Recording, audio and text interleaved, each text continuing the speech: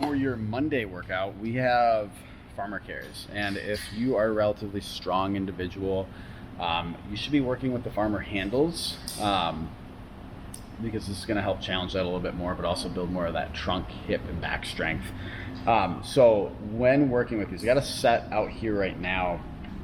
And what we're really looking for with these is understanding that it's a forward traveling movement. And when you lift that weight and you start walking with it, these handles are going to tip forward into this position, but once you get your momentum going, they'll level out. So the first thing I kind of tell people when working with these handles and getting into heavier weights is your grip should not be centered.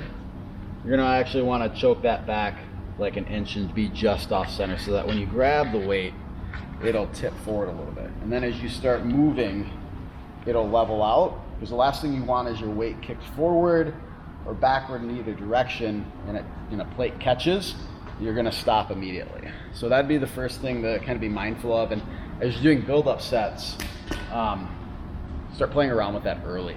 The other thing with this one is, this is a 4-load workout. So you're gonna have 5 minutes around or basically 5 minutes per set, which seems like a lot, but it's really not. So make sure your build-up sets, you're moving pretty quickly, trading with people as needed.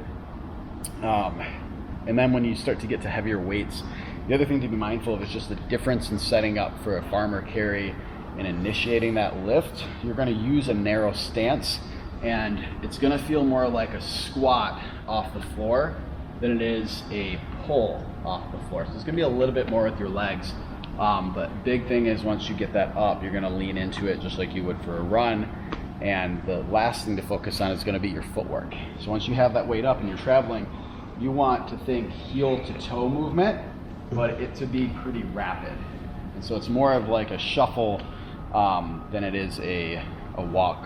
You definitely don't want to be running with heavier weights on this one. So take some time to practice some of those cues as you build up to your working weight, and then make sure it feels good for those working sets. And if you haven't done these heavy, don't go too heavy today.